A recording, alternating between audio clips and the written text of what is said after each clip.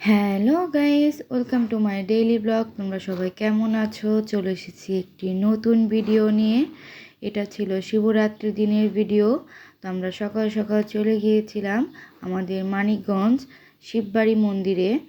ওখানে আমরা সবাই মিলে জল ঢালবো।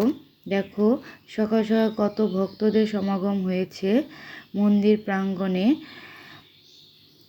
আসলে দূর দূরান্ত থেকে অনেক ভক্তরা আসে এই মন্দিরে শিবের মাথায় জল ঢালার জন্য। এখানে দেখো একপাশে কিন্তু অনেক দোকানপাট উঠেছিল, বিভিন্ন ঠাকুরের ছবি, তুলসীর মালা এবং কি পিতলের জিনিস সহ দোকানপাট উঠেছিল। আমরা কিন্তু লাইন ধরে সারিবদ্ধভাবে কিন্তু মন্দিরের ভিতর প্রবেশ করতেছিলাম, কারণ এত ভক্তের ভিড় ঠেলে একসাথে ভিতরে যাওয়া সম্ভবই না। এর জন্য কিন্তু এভাবে লাইন ধরে শিবের মাথায় জল ঢালতে হয়। এখানে কিন্তু পূজার সামগ্রীর জন্য দোকানপাট উঠেছিল। এই দেখো মন্দিরের ভিতরে কত ভক্তের সমাগম হয়েছে।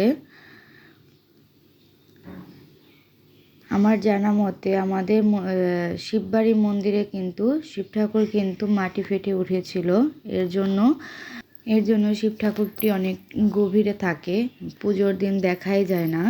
এদিকে কিন্তু অন্যান্য ঠাকুরের মন্দিরও ছিল, দুর্গা ঠাকুরের পাশাপাশি কিন্তু রাধা গোবিন্দর মন্দিরও আছে।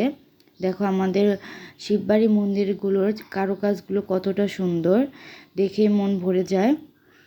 তো তোমাদের কাছে আমার ভিডিওগুলো কেমন লাগে আমাকে কমেন্টে জানিও। আমার চ্যানেলটি সাবস্ক্রাইব করো, লাইক কমেন্ট শেয়ার করো। আজ এই পর্যন্তই, টাটা।